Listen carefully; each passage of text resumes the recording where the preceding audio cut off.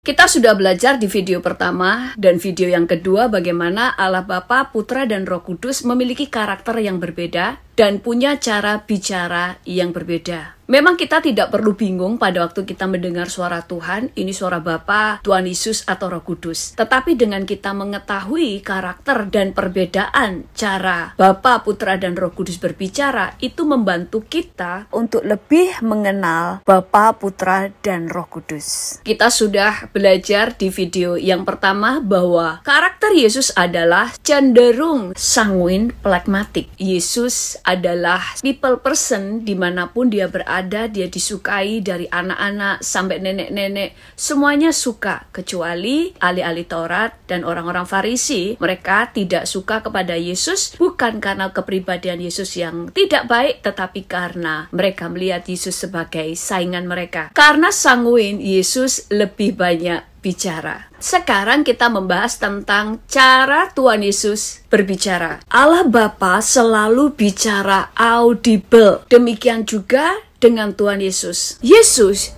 juga berbicara secara audible. Pertama, suara Yesus seringkali juga seperti Bapa menggelegar. Tidak jelas dari mana suara itu berasal, dari samping, dari belakang, atau dari langit, menggelegar. Tetapi seringkali juga Yesus berbicara di telinga kita, bukan di dalam roh kita, tetapi di telinga kita. Kita mendengar benar-benar jelas, seperti kita berbicara dengan sahabat kita. Kita mendengar suaranya sangat dekat di telinga kita. Begitu dekat, sedekat kita berbicara dengan sahabat kita. Kalau Allah Bapa suaranya menggelegar seperti halilintar, menimbulkan rasa takut, tegas, penuh wibawa. Tetapi suara Yesus sedikit berbeda. Suara Yesus tegas, menggelegar, tetapi juga penuh kelembutan. Seperti air yang mengalir begitu deras. Suaranya begitu lembut, tidak mengintimidasi. Berbeda dengan suara Bapa. Di dalam Kisah Para Rasul 9, diceritakan bagaimana Yesus berbicara kepada Saulus. Kita baca di ayat 4-5. Ia atau Paulus rebah ke tanah dan kedengaranlah olehnya suatu suara yang berkata kepadanya, Saulus, Saulus, mengapakah engkau menganiaya aku? Jawab Saulus, siapakah engkau Tuhan? Katanya, akulah Yesus yang engkau aniaya itu. Saulus mendengar suara Yesus secara audible. Suara Yesus menggelegar. Dan cara berikutnya adalah Tuhan Yesus suka berbicara muka dengan muka, face to face. Lewat mimpi, lewat penglihatan, Yesus mendatangi mereka secara pribadi. Pada orang-orang yang sangat intim dengannya, Yesus datang bercakap-cakap dengan dia face to face seperti seorang sahabat, bahkan seperti seorang kekasih. Dia bisa bercerita banyak hal tentang rahasia firman Tuhan yang mereka harus mengerti. Tetapi kepada orang-orang yang belum mengenalnya, Yesus datang sebagai Tuhan dan Juru Selamat. Ada banyak orang-orang yang tidak percaya kepada Tuhan. Mereka bersaksi bagaimana mereka bertemu Tuhan. Ada yang lewat penglihatan, ada yang lewat mimpi, ada yang benar-benar melihat secara fisik. Dan Yesus datang kepada mereka dan berkata, akulah jalan lurus, Isa Al-Masih. Ada banyak juga orang-orang yang memberikan kesaksian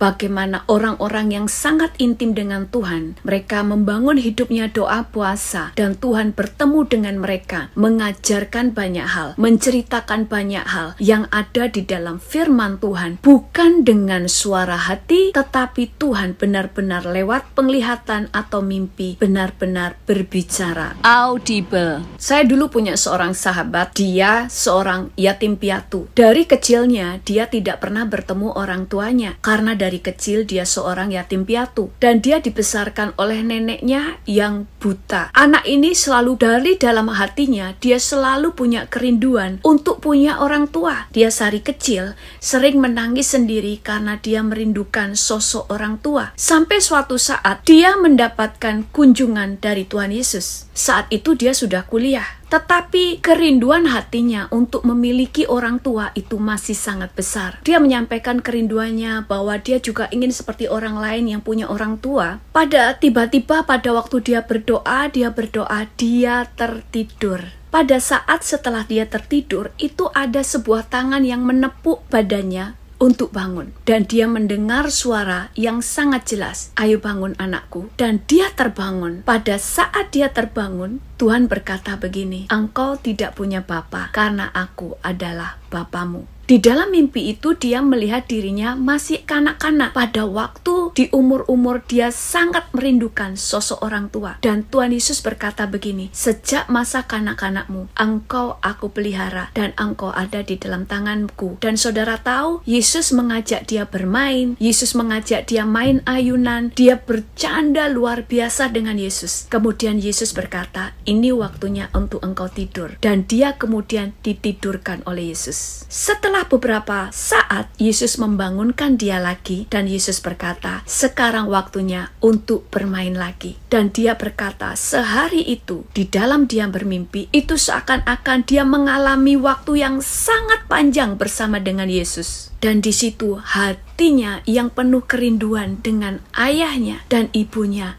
dipulihkan. Kekosongan di dalam hatinya diisi oleh Tuhan. Dan dia tidak lagi merindukan sosok orang tua karena dia tahu bapaknya yang sejati adalah Tuhan Yesus. Berikutnya adalah Yesus berbicara kepada umatnya dengan cara menampakkan dirinya secara fisik. Yesus berbicara secara audible, dia bisa dilihat bahkan bisa disentuh. Kita baca di dalam Markus 16 ayat 9 berkata, "Setelah Yesus bangkit pagi-pagi pada hari pertama minggu itu, ia mula-mula menampakkan dirinya kepada Maria Magdalena. Daripadanya Yesus pernah mengusir 7 setan." Di sini dikatakan ia mula-mula menampakkan diri kepada Maria. Lalu di ayat 14 berkata, "Akhirnya ia menampakkan diri kepada ke-11 orang itu ketika mereka sedang makan. Ia, yaitu Yesus, mencela ketidakpercayaan dan kedegilan hati mereka. Oleh karena mereka tidak percaya kepada orang-orang yang telah melihat dia sesudah kebangkitannya." Dikatakan bahwa Yesus menampakkan diri kepada 11 murid-muridnya. Jadi Tuhan benar-benar datang di hadapan mereka dalam tubuh kemuliaannya. Ini tidak terjadi hanya di zaman rasul-rasul, tetapi saat ini juga ada banyak orang yang bertemu dengan Yesus. Mereka benar-benar melihat Yesus muka dengan muka, bukan lewat mimpi, tapi benar-benar melihat dengan nyata. Tidak hanya melihat Yesus, tetapi mereka juga bisa menyentuhnya. Di dalam 1 Korintus 15 ayat 5-8 berkata bahwa ia telah menampakkan diri kepada Kefas dan kemudian kepada ke-12 muridnya. Sesudah itu ia menampakkan diri kepada lebih dari 500 saudara sekaligus. Kebanyakan dari mereka masih hidup sampai sekarang, tetapi beberapa di antara mereka telah meninggal. Selanjutnya ia menampakkan diri kepada Yakobus, kemudian kepada semua rasul, dan yang paling akhir dari semuanya, ia menampakkan diri juga kepadaku, yaitu Paulus, sama seperti kepada anak yang lahir sebelum waktunya. Ayat yang ke-5 sampai yang ke-8 berbicara bagaimana Yesus menampakkan dirinya. Yesus sangat suka untuk menyatakan dirinya secara fisik kepada orang-orang yang dikasihinya dan kepada orang-orang yang dikehendakinya untuk bertemu muka dengan Yesus. Lalu di dalam Kisah Para Rasul 26 ayat 12 sampai 16 berkata, "Dalam keadaan demikian, ketika aku dengan kuasa penuh dan tugas dari imam-imam kepala dalam perjalanan ke Damsyik, tiba-tiba ya Raja Agripa, pada tengah hari bolong, aku, yaitu Paulus, melihat di tengah jalan itu cahaya yang lebih terang daripada cahaya matahari turun dari langit meliputi aku dan teman-teman seperjalananku. Kami semua rebah ke tanah, dan aku mendengar suatu suara yang mengatakan kepadaku dalam bahasa Ibrani, 'Saulus, Saulus, mengapa engkau menganiaya aku? Sukar bagimu mendendang kegalah rangsang.' Tetapi aku menjawab, 'Siapakah engkau Tuhan?' Kata Tuhan, 'Akulah Yesus yang kau aniaya itu. Tetapi sekarang bangunlah dan berdirilah.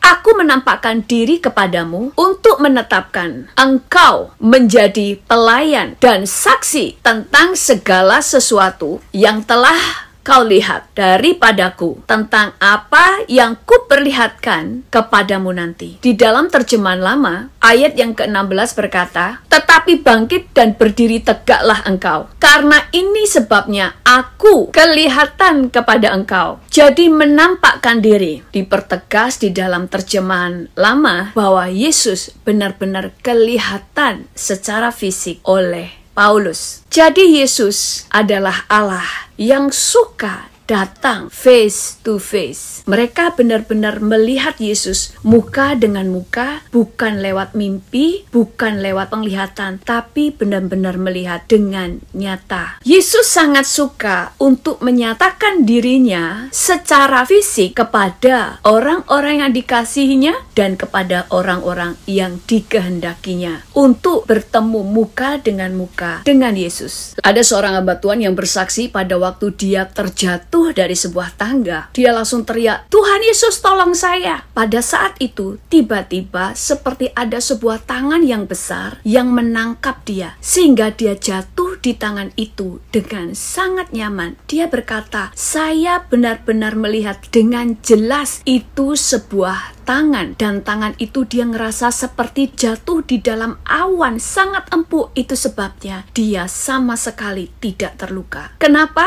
Karena Yesus sering menampakkan dirinya secara fisik. Ada orang lain lagi yang bersaksi mereka melihat Yesus bahkan memegang tangan yang berlubang paku seperti yang dialami oleh Thomas. Tuhan Yesus adalah sanguin pragmatik. Yesus berbicara dengan penuh kemesraan, baik lewat mimpi, penglihatan, atau secara fisik, yaitu secara nyata. Bahkan ada banyak anak-anak Tuhan yang bertemu Yesus pada waktu mereka diizinkan Tuhan mengunjungi surga. Mereka dibawa oleh malaikat dan bertemu Yesus, bercakap-cakap di surga. Yesus seringkali hadir dengan nyata. Saya pernah memimpin sebuah ibadah praise and worship. Di situ saya memimpin praise and worship sekaligus membawa firman. Jadi selama 2 jam itu praise and worship dan firmannya hanya 15 menit. Dan ada banyak orang yang memberikan kesaksian waktu hadirat Tuhan begitu kuat. Ada beberapa orang yang melihat secara bersama-sama Yesus hadir karena mereka tersungkur dengan sangat kuat. Mereka hanya bisa melihat kaki Yesus yang berjalan-jalan memberkati orang-orang. Mereka melihat baju Yesus dengan warna emas dan memakai kasut berwarna emas. Beberapa orang juga bersaksi mereka merasakan dijamah oleh Tuhan, dipegang oleh Tuhan Yesus. Bahkan pernah juga terjadi beberapa orang melihat secara bersama-sama Yesus datang dengan mahkotanya dan memberkati orang-orang yang menyembah Tuhan. Itulah cara Yesus berbicara kepada kita. Dan kita akan melanjutkan di video saya yang berikutnya tentang cara Roh Kudus berbicara kepada kita. Tuhan Yesus memberkati.